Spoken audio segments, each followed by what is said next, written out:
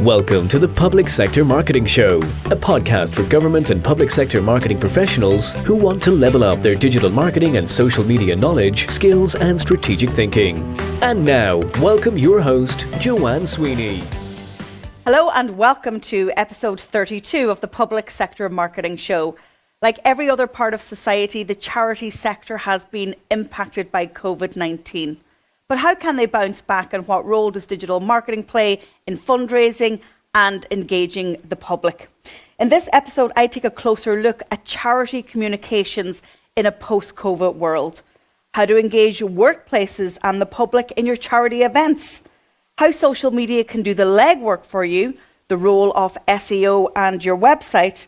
And I speak to the team at the Mark Pollock Trust, who also organise the Run in the Dark charity event. And I speak to CEO Paula Cunniffe about how they are leaning into digital communications in the post-COVID world.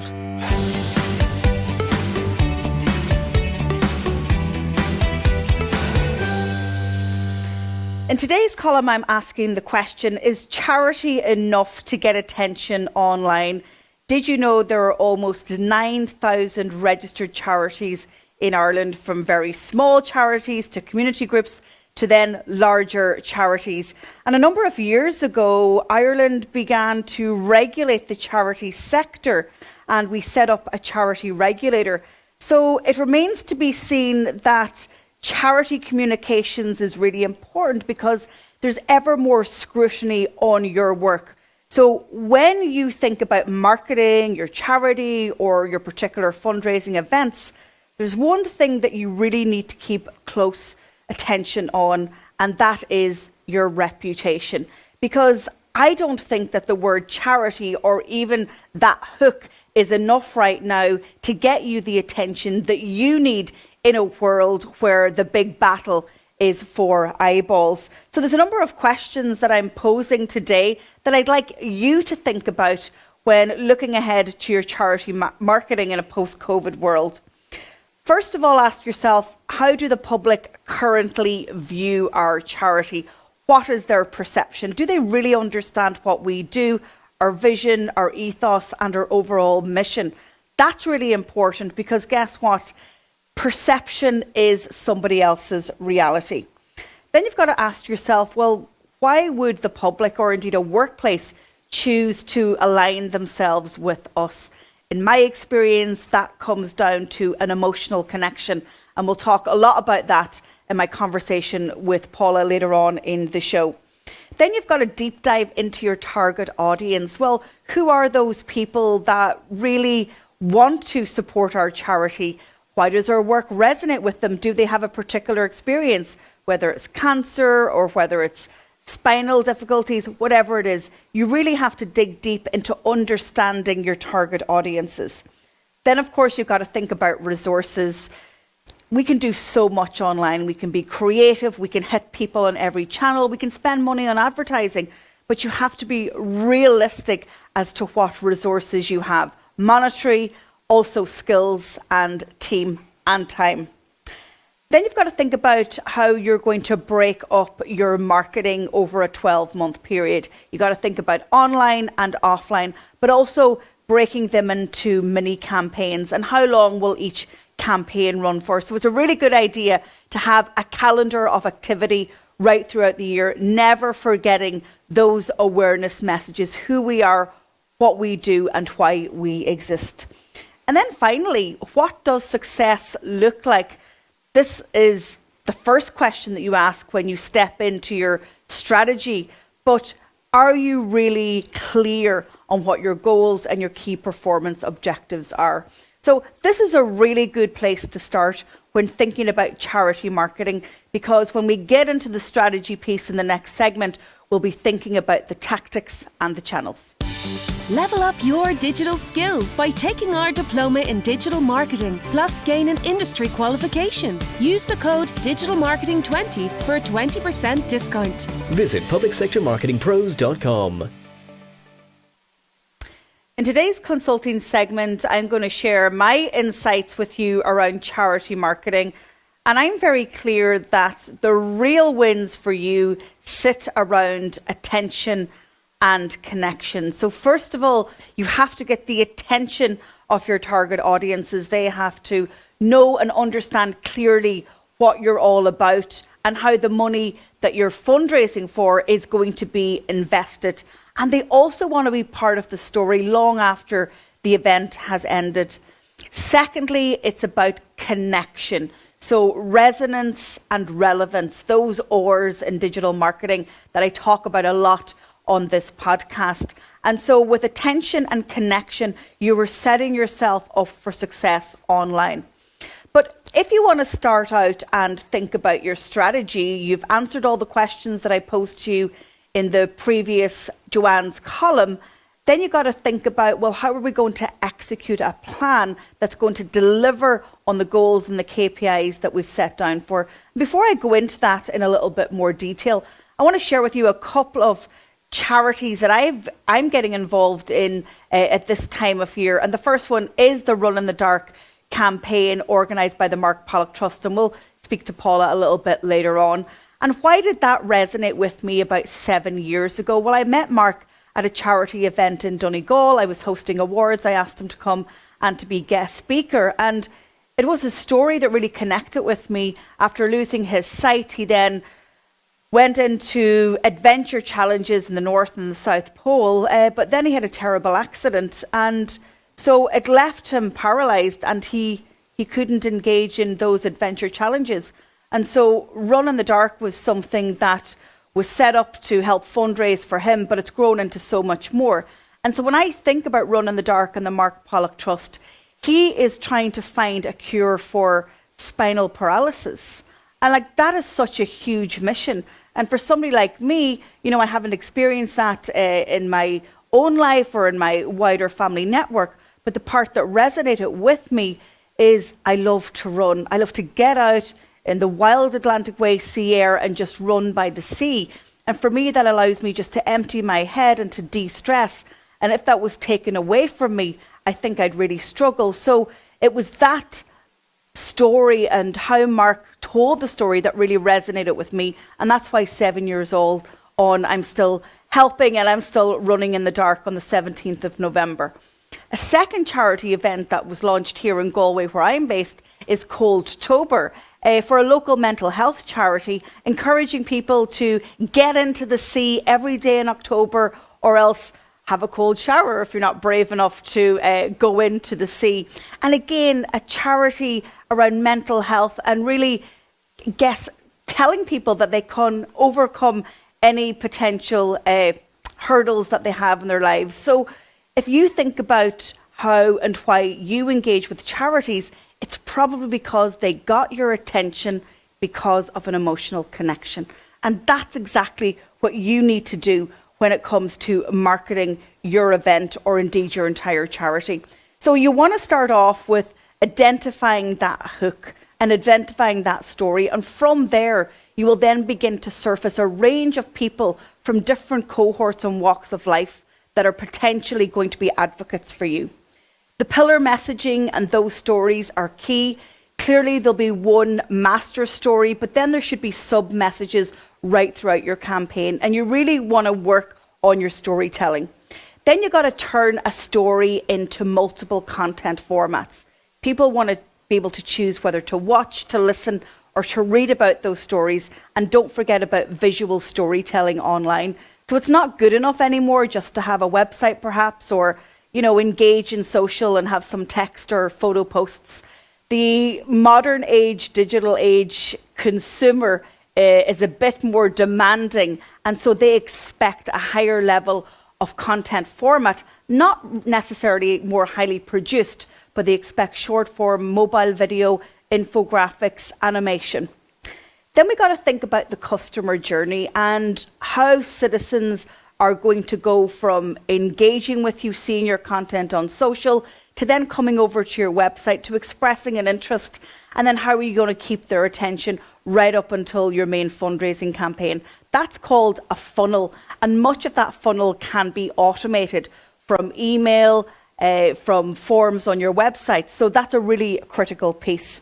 Then it's about constant visibility, and we know that with the battle for attention being so tough online, you have to have a great frequency and momentum in your campaign. So stepping up the activity and your marketing the closer that your fundraising event approaches. Stories from other advocates and from service users of that charity will also help maybe to convince people to get off the fence and to convert online. And then finally, you're going to measure how your campaign is performing at every step of the way. And then at the end of the campaign, you'll do a deep dive into your insights to really understand what content resonated most, what was your cost per conversion, and where the opportunities are to improve next time. So I hope that was useful, and even take a step back and think about you as an individual who supports charities. Why do you do it, and what motivated you to get involved? Because we can all learn from ourselves also. A one-stop shop digital marketing and social media resource. Join our membership academy for 12 months. Access a library of how-to videos, template strategies, and organisational policies. Monthly live coaching. Attend webinars with subject matter experts. Meet and network with public sector pros from across the world. Use the code MEMBERSHIP20 for a 20% discount. Visit publicsectormarketingpros.com. I'm delighted to be joined on today's show by Paula Cunniffe, who is CEO of Strive Management, and that is the organisation that looks after the Mark Pollock Trust and Run in the Dark. And I'm going to let Paula introduce herself because she will do a far better job than me. Just have a listen to this. Paula Cunniffe, thank you so much for joining me. Now, this is a busy time of year for you. First of all, tell the viewers and the listeners a little bit about yourself and your job. So my name is Paula Cunniffe, and everything I do is about harnessing the collective power of teams so that we can achieve more together than we could on our own. So I run Run in the Dark, which is a global 5K and 10K run taking place in November in 2,000 cities around the world. And I also run the charity Collaborative Cures, which is charity partner of Run in the Dark with Mark Pollock.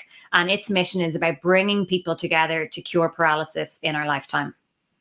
Now, I met Mark a number of years ago at a charity awards event in Donegal, and ever since that moment, we've kept in touch. And then I moved to Galway, and I said, hey, you need to do the pop-up in Galway. But I just got an email from him too, and that's the thing about Mark, his ability to tell a story and to get people to engage with him. And his email today said, you know, you can't reverse the past. And tell us a little bit about Mark's story and the charity. Yeah, I mean, Mark is an amazing individual. So he went blind in one eye as a child and then lost his sight completely when he was in his early 20s, just about to graduate from college and start his career in London. And so he went on then to become an adventure athlete, racing in mountains and oceans and deserts and all kind of crazy adventure races, culminating in a race to the South Pole on the 10th anniversary of losing his sight. And tragically, a year and a half later, he fell from a second-story window and is paralyzed now from the waist down. So I suppose that his mission changed from bringing people together in terms of doing these adventure races to bringing people together to cure paralysis. He spent the next 10 years, and we're still actively doing this, looking at the system and how we can contribute to this cure for paralysis. And Run in the Dark was set up initially by friends and family to support Mark directly after his accident, and now fuels our mission to cure paralysis. And as you mentioned, Joanne, the pop-up runs, I mean, we started Run in the Dark with 4 runs in Ireland 11 years ago, and it's expanded now to over 50 cities around the world, mostly thanks to amazing people like yourself who give their time and their energy to set up these pop-up runs, which are smaller runs all around the world. So we've runs in Asia, Australia, Canada, America, and throughout Europe. And so I suppose not surprisingly, last year with COVID, we had to switch from bringing people together in these live events, walking or running 5K or 10K, to now a virtual event. So we did that last year. Unfortunately, we have to do it again this year with so much uncertainty around restrictions, particularly them being different in various countries. So Australia is very different to what's happening in the UK, for example. So virtual again this year, but definitely hoping to get back to having all of our live events in 2022. And when I was kind of teeing up this conversation, because it's also going to be part of a podcast, I kind of reminisced on why Run in the Dark resonated with me. I mean, first of all, I thought Mark's ambition to get a cure for paralysis was quite out there. But it also then kind of resonated with me because I was like, I love to run for my mental health. I see what I call proper runners running past me and they're really fast. And I'm like, oh, they're a proper runner. But I think we all run for our own reasons and we all run our own race. And for me, it's to get out of my head, and the joy and the freeness that I feel running on the prom in Salt Hill where we have the Galway event. It really just makes everything calmer and better. And, you know, when I met Mark and when I thought, and he speaks about how your life can change in a moment, in the blink of an eye. And, you know, that again really struck me that if that was taken away from me, and Mark, you know, leaned into adventure racing and that was taken away from him, I was like, you know, this could be any of us or our family members. And so, you know, his ability to just get a story to resonate is so important. And where are you now with all the research that you've been doing over the years? Yeah, and interestingly, Mark always frames his approach by saying, sometimes we choose our challenges, sometimes our challenges choose us. What we decide to do about it is what counts. So the challenges in multiple times in his life have chosen him, but equally, if you decide to take up running or take on an event like a Run in the Dark, you know, it is a challenge that chooses you, and it's just about showing up and getting what you can from it. In terms of what we've been doing, so, you know, over the last 10 years or more, we've been really focused on how can we bring people together, because we don't think that any one scientist or technologist or philanthropist is going to cure paralysis. It's going to be a cocktail of interventions coming together.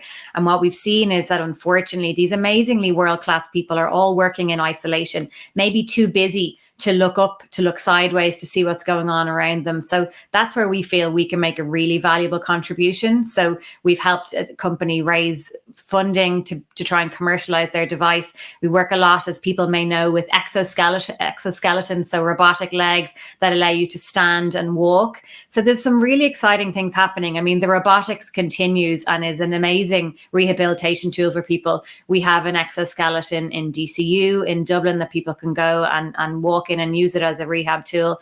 But equally on the other side, which is the slightly more scientific side, so we're talking about electrical stimulation, and it's basically where they put on your skin of your spine these electrodes, and then they supercharge your nervous system to bypass the damaged part of your spinal cord.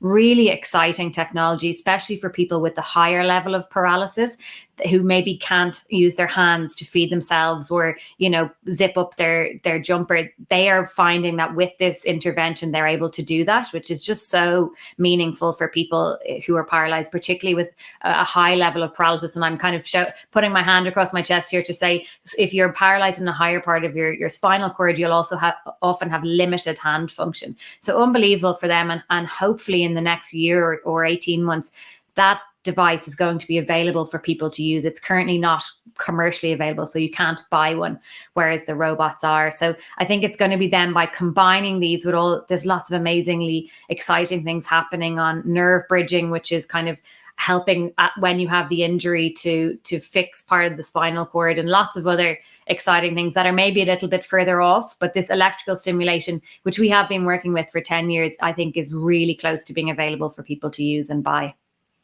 I think the last 18 months have proved to us that you have to think big, and you have to lean into the science, into the technology to know what's possible. When COVID came to our doors in March 2020, we didn't believe that we would have a vaccine, and now Ireland's sitting at over 92% of vaccine uptake rate. But that was all about, you know, people asking the big questions and saying, you know, what is possible if we come together? And I think Mark has that same tenacity and vision for his work around paralysis, and even you explaining what has been achieved so far reminds us that if we don't step up and think big, then, why not? Why shouldn't we? Talk to us about what people should think about if they're thinking about running on the 17th of November. It's coming pretty fast. I know you guys are really good at helping us get out and with free training programs and everything. What's been happening around that part of it? So with the virtual Run in the Dark, the way it works is there's a Run in the Dark app that you can download, and you can then time yourself doing either a 5K or a 10K. So Run in the Dark is really, a fun run for all, open to all abilities. So you can walk it if you choose to. And I think, you mentioned earlier your reason for running around mental health and getting out. I think a huge amount of people in the last 18 months have been really focused on both their physical and their mental health. And also, as we've been working in our spare rooms or at our kitchen tables, we need to get out and get that fresh air. So I think it's a great way of giving yourself a goal, something to go for. If you're walking or running, a couple of times a week, that you then have a goal to get yourself to in November. As you mentioned, we provide training plans for everyone. We also have this fantastic fitness hub. We're working with the company called Spectrum Life, and it has hours and hours of training tips. There's experts giving people advice. There's training plans, and also some nutrition and recipes if you'd like some new inspiration on that front. But really, there's still time to train if people are thinking, God, it's too late now. It's never too late, and you can always run some, walk some. But it's really, I think, a good way, particularly as the dark nights start to come in, for people to have that goal to keep them into their training and motivated.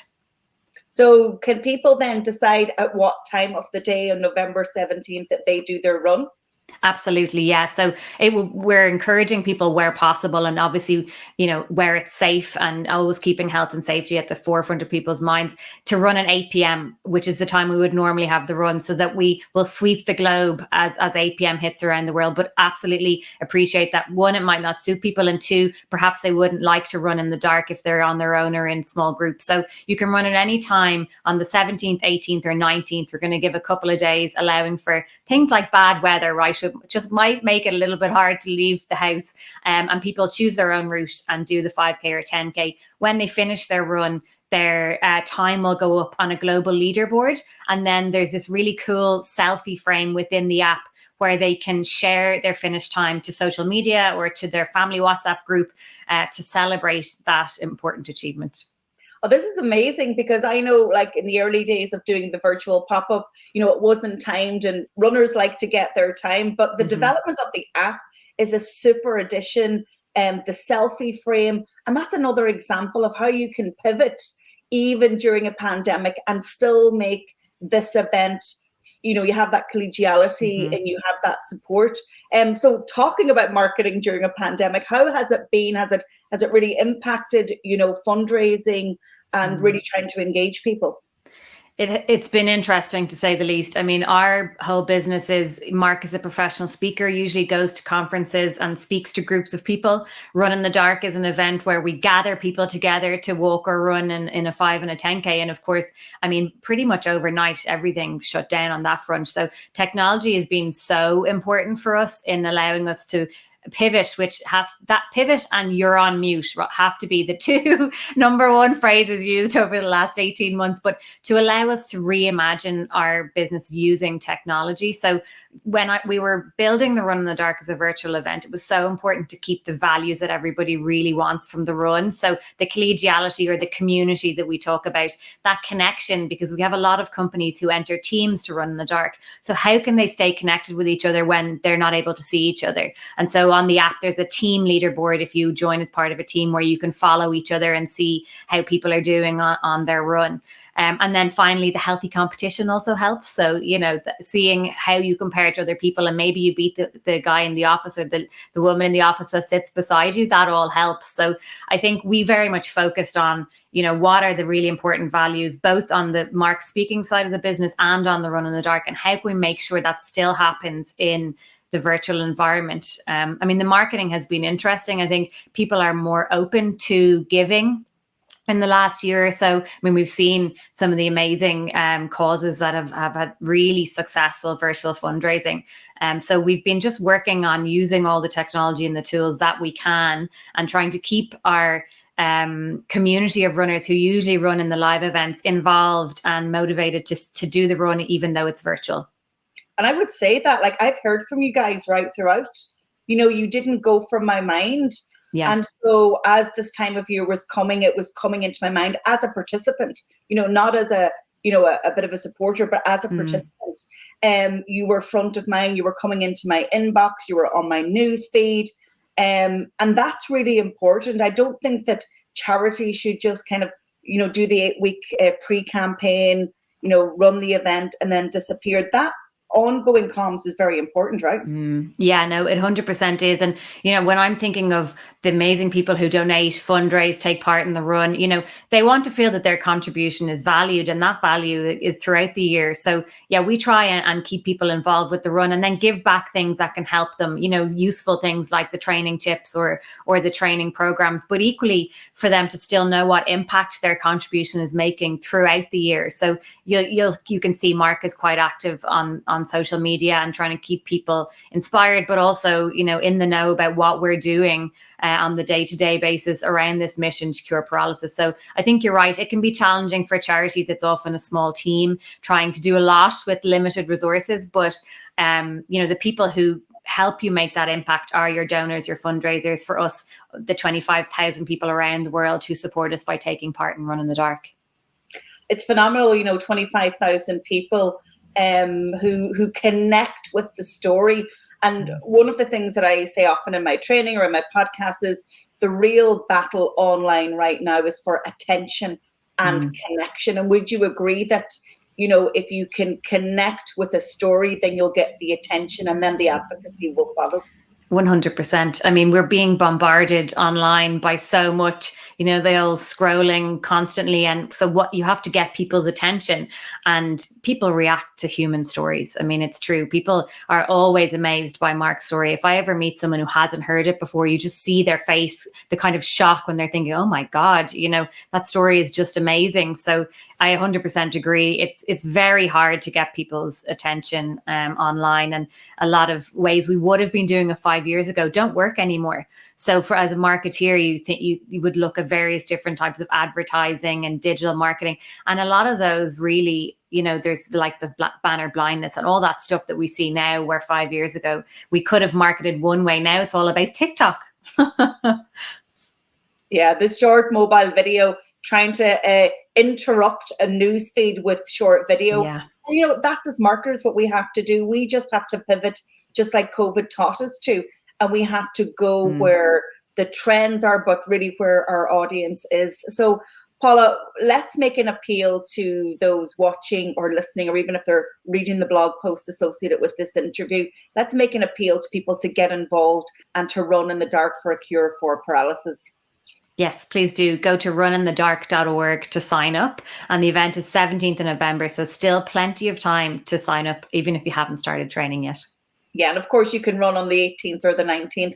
Exactly. And I want to thank you, Paula, and the entire team. You guys are always really great. I still have my flag, and I'll be going off to the prom in Salt Hill shortly for a few photos to try and help encourage people in Galway to get on board. But I want to thank you for your time. You and your small team do amazing work, and I know Mark appreciates it too. But let's leave the last words and the last pictures to the Mark Pollock Trust story, and we'll play a video.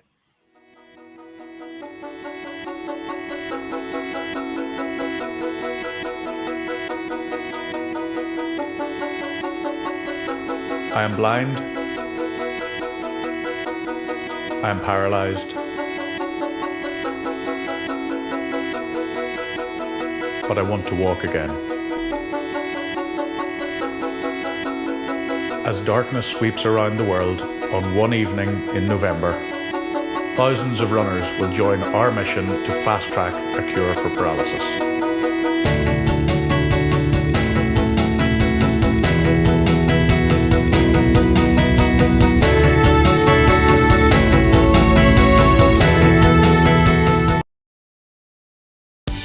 Level up your social media skills by taking our diploma in social media, plus gain an industry qualification. Use the code SOCIALMEDIA20 for a 20% discount. Visit publicsectormarketingpros.com. there's been exceptional feedback on the back of the Public Sector Digital Marketing Summit. We took it online in 2021, but I wanted to let you know that there's now an on-demand ticket available. This means that you can now watch back all of the sessions from day one. We had keynotes, case studies and panel discussions.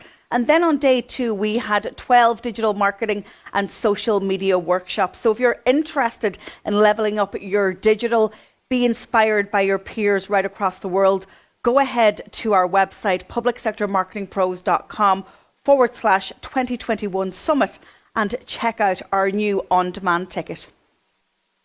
As always, with every show, I have a free resource for you. I'm still promoting our new ebook, Digital Marketing in the Public Sector, out with the old, in with the new. And if and when you download that ebook, it'll also give you an opportunity to set up a 30-minute free, no obligation coaching call with me. In that call, we'll discuss where you are now with digital marketing in your agency, if you have any ambitions to go up the career ladder, and if those skills can help you. So make sure that you make the most of that and get in touch and book a slot in my calendar. I'll be delighted to have a conversation with you. As always, if you've enjoyed the Public Sector Marketing Show, I would really appreciate it if you'd recommend it to a colleague or a friend that's working in public sector or in government marketing. They will definitely thank you for it. And if you haven't already, please subscribe on your favourite podcast platform or to our YouTube channel. And with any of the digital platforms, when you give us a rating and a review, it really helps us boost up our algorithmic ranks. And so if you haven't subscribed, rated and reviewed, I'd really appreciate it. But for now, enjoy the show and I'll see you on the next episode. Thank you for tuning into this episode of the Public Sector Marketing Show. This episode has ended, but your digital journey can continue. Head over to publicsectormarketingpros.com to access resources and links mentioned in today's show and to connect with Joanne and her team. Until the next time, be sure to subscribe, rate and review on your favorite podcast platform.